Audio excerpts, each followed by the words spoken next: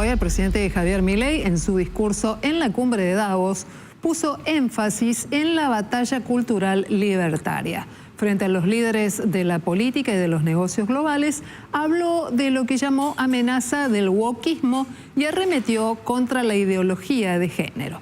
También sumó críticas al feminismo, el colectivo LGTBI y el aborto, además del feminismo. Como Occidente es la supuesta causa de todos los males de la historia, debe redimirse abriendo sus fronteras a todo el mundo, culminando necesariamente en una colonización inversa que se asemeja al suicidio colectivo. Así es como vemos hoy en las imágenes de hordas de inmigrantes que abusan, violan o matan a ciudadanos europeos que solo cometieron el pecado de no haber adherido a una religión en particular. Pero cuando uno cuestiona estas situaciones, es tildado de racista, xenófobo o nazi. El feminismo radical es una distorsión del concepto de igualdad. Y aún en su versión más benévola es redundante, ya que la igualdad ante la ley ya existe en Occidente. Todo lo demás es búsqueda de privilegios, que es lo que el feminismo radical realmente pretende. Pero cuando uno mira los datos es evidente que no hay desigualdad para una misma tarea, sino que la mayoría de los hombres tienden a profesiones mejor pagas que la mayoría de las mujeres. Sin embargo, no se quejan de que la mayoría de los presos son hombres, ni que la mayoría de los plomeros son hombres, ni que la mayoría de las víctimas de robo o asesinato son hombres, y ni que hablar de la mayoría de las personas que murieron en guerras. Pero si uno plantea estas cuestiones desde los medios de comunicación o incluso desde este foro, nos tildan de misóginos. Desde estos foros se promueve la agenda LGBT, queriendo imponernos que las mujeres son hombres y los hombres son mujeres solo si así se autoperciben. Y nada dicen de cuando un hombre se disfraza de mujer y mata a su rival en un ring de boxeo, o cuando un preso alega ser mujer y termina violando a cuanta mujer se le cruce por delante en la prisión. Quiero ser claro que cuando digo abusos no es un eufemismo, porque en sus versiones más extremas la ideología de género constituye lisa y llanamente abuso infantil. Son pedófilos. Por lo tanto, quiero saber quién avala esos comportamientos. Todo esto se incubó y desarrolló de forma cada vez más notoria durante las últimas décadas. Después de la caída del muro de Berlín, curiosamente, los países libres empezaron a autodestruir cuando se quedaron sin adversarios por derrotar. La paz nos volvió débiles, fuimos derrotados por nuestra propia complacencia. Todas estas y otras aberraciones que por cuestiones de tiempo no podemos enumerar son las que hoy amenazan a Occidente y son lamentablemente las creencias que instituciones como esta han promovido durante 40 años. Después de estas palabras y de este mensaje del presidente Javier Milei en la cumbre de Davos, necesitamos analizar qué repercusiones pueden generar en distintos planos, las sociales, pero también en el ámbito político y en el de los negocios. Está junto a nosotros el analista Gustavo Marangoni esta noche para poder poner el foco y el análisis que se necesitan y resultan tal vez imprescindibles, ¿verdad, Gustavo? Buenas noches, ¿cómo estás? ¿Cómo va todo? Hola Silvina, buenas noches, gracias por la invitación. Primera mirada sobre este tramo del discurso, más allá de lo que ha dicho el presidente Javier Milei. ¿Qué te pareció a vos escucharlo diciendo estas que son sus ideas? Creo que la desmesura es parte esencial de la narrativa de Javier Milei. Entendiendo por desmesura lo que dice el diccionario, lo contrario a la moderación, lo contrario a la mesura. En este orden y desde siempre ha alimentado su mensaje, antes se decía su ideología, su discurso, su relato. Lo importante es que hay una estrategia de redoblar siempre la apuesta, de trabajar sobre las identidades intensas, sobre los sesgos de confirmación y también algo que en política de distintas orientaciones, o por lo menos para algunos segmentos, tiene un atractivo, ¿no? La idea de un complot. Hay determinadas minorías, en este caso sexuales, hay aquellos que son los ideólogos de la democracia woke, llamada así, que están como conspirando, complotando para fines inconfesables. Y estas cuestiones, que por momentos pueden sonar a código da Vinci, ¿no? Pero tienen un atractivo y creo que lo explota. Ahora, ahí está justo y muy bien la imagen, porque de fondo se ve que es un foro económico en el que está hablando. Claro. Y la verdad que el foro económico, probablemente estos temas no les interesen demasiado. E inclusive una visión un poco más detenida sobre estos asuntos a los que aludió el presidente, lleva a la conclusión de que el capitalismo como dinámica es el que motoriza, por ejemplo, las grandes migraciones de gente en busca de trabajo, de mejores condiciones de vida. Es el que ha incorporado masivamente a las mujeres al mercado laboral, con todo lo que ello implica. Es el que de alguna manera trabaja sobre la diversidad y sobre los nichos de mercado y culturales. Por lo tanto, si uno lo quisiera analizar más estilizadamente, encontraría contradicciones, pero creo que también eso podría ser un error, porque el presidente lo está utilizando como un artefacto político, como un artefacto discursivo, sabiendo además que va a generar reacciones que espera, porque justamente se alimenta de ese antagonismo. Creo que en alguna otra oportunidad, que vos tuviste la gentileza de llamarme, dijimos que el populismo es un artefacto, no una ideología. Se puede ser populista de derecha, se puede ser populista de izquierda. En este caso creo que el presidente es netamente un populista que de alguna manera alimenta el fuego de las polémicas, es más, trajo la palabra enemigo, ¿no? El concepto de la democracia, lo que él diría la democracia woke, la tibia, la moderada, es que hay adversarios, no enemigos. Pero en la semántica de libertarios, el concepto de enemigo, inclusive la otra vez escuchaba al vocero presidencial que decía con los enemigos no se negocia, bueno, es un clivaje netamente populista, ¿no? Gustavo, hay otro punto del mensaje del presidente Javier Milei que necesitó que el jefe de gabinete de ministros, Guillermo Francos, tuviera que salir a tratar de aclarar lo que claramente había dicho el presidente. Sin embargo, hubo una relectura sobre los dichos. Vamos a compartirlo. Yo no veo problema en que cada uno viva la vida de la manera que quiera verla. Distinto es la promoción de esas situaciones de manera pública. No objeto de ninguna manera la decisión que cada uno toma con su vida. ¿Sí? Ahora, yo no creo que el Estado esté para promover ninguna de esas... ¿En qué caso el Estado ha promovido la homosexualidad? Ha habido campañas escolares en las que se le ha transmitido a los chicos situaciones de este tipo. En fin, yo creo que el Estado en eso no tiene que meterse. Ahí estaba entonces el jefe de gabinete Guillermo Francos refiriéndose a las cuestiones ligadas al tema de la homosexualidad, ¿sí? Y el rol del Estado. Pero también nos preguntamos, este mensaje que dio Javier Milei en un foro en el cual se esperaba que se hablara de política y de economía, ¿es una especie de prólogo de decisiones que tal vez el presidente quiera tomar en el Parlamento, derogando algunas iniciativas que trataban de promover mejores condiciones para distintos colectivos sociales o incluso para prevenir escenarios de violencia? Ya lo han anunciado, que están trabajando en un proyecto para eliminar el cupo trans, la identidad cisgénero, transgénero.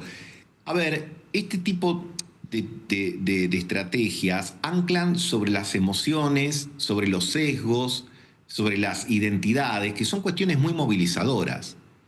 La razón no es muy movilizadora, ¿no? Porque requiere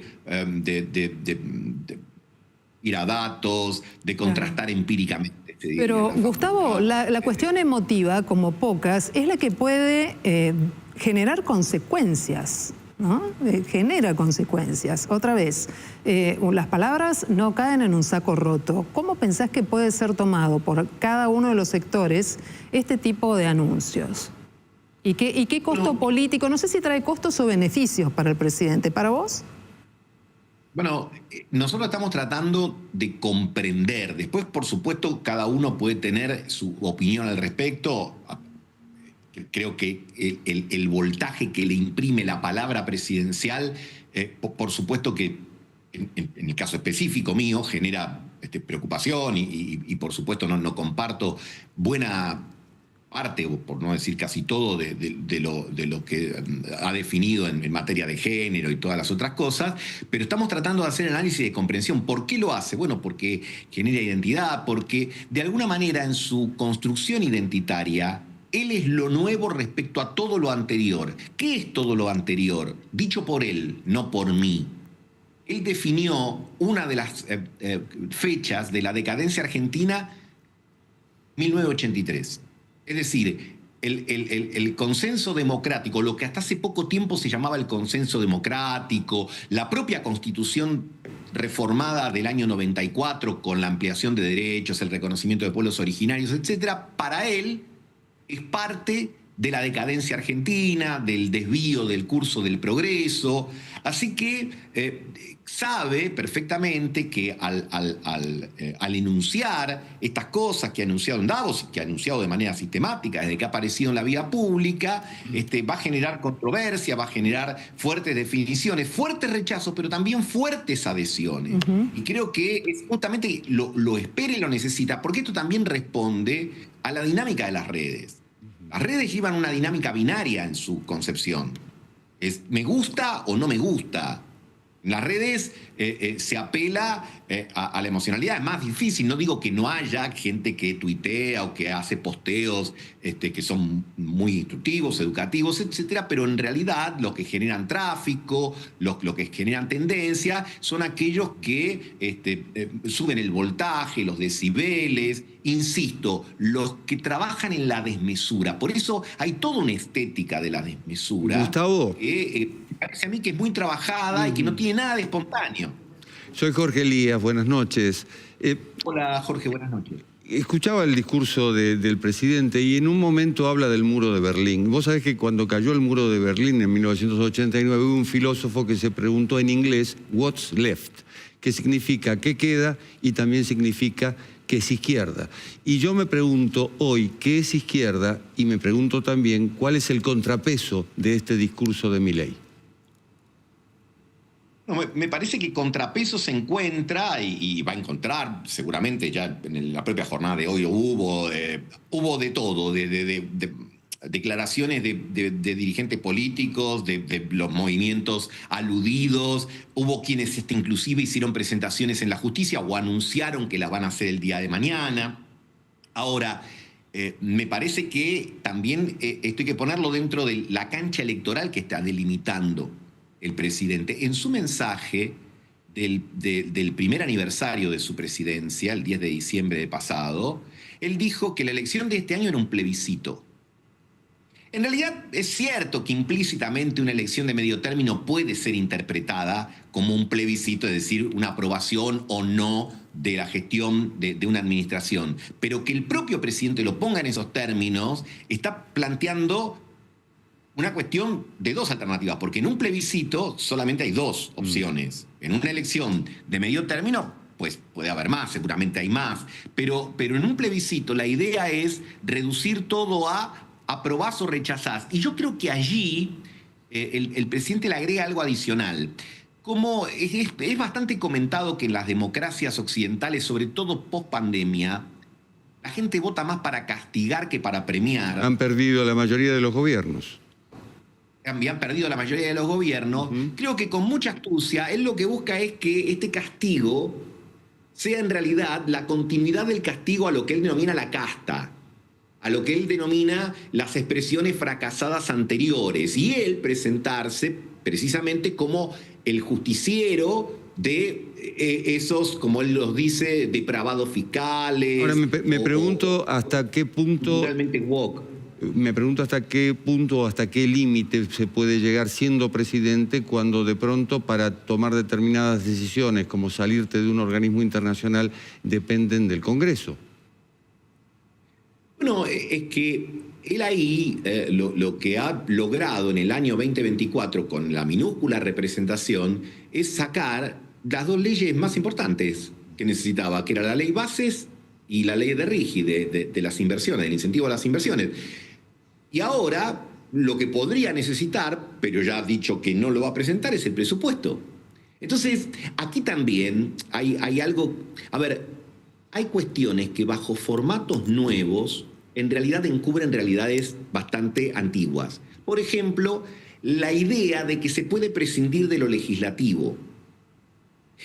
Quiero ser cuidadoso en dar los ejemplos de la época de la dictadura militar porque no quisiera caer en la idea de comparar a un presidente y un gobierno elegido democráticamente con regímenes que por supuesto fueron de otra manera. Pero traigo a colación lo siguiente.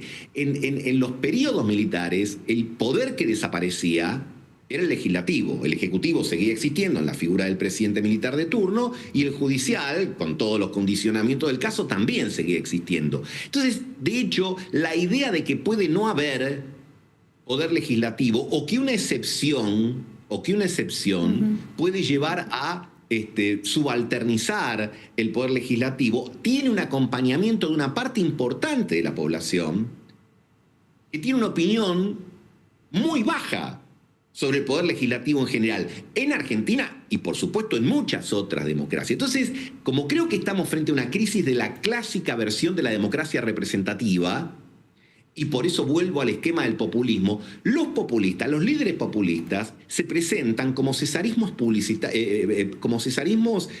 plebiscitarios, es decir, gente que ha sido votada, pero en donde su voluntad es más fuerte, en su relato, por supuesto, en su visión, es más fuerte que la voluntad de los representantes, que en última instancia no son otra cosa que el establishment, no son otra cosa que la casta, que no son otra cosa que la clase política, es decir, minorías que piensan en ella y no en el pueblo.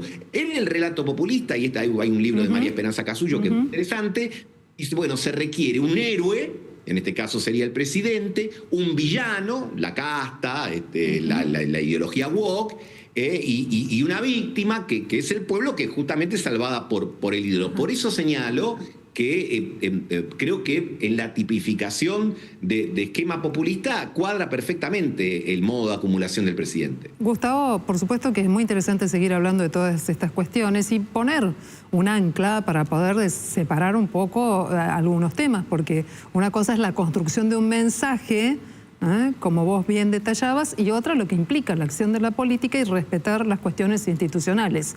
Y el tema de los derechos también. Pero bueno, ya seguiremos hablando de este tema. Te agradezco mucho la conversación, como siempre, es Gustavo Marangoni, analista político, que esta noche ha estado junto a nosotros en Noticias a las 20:30.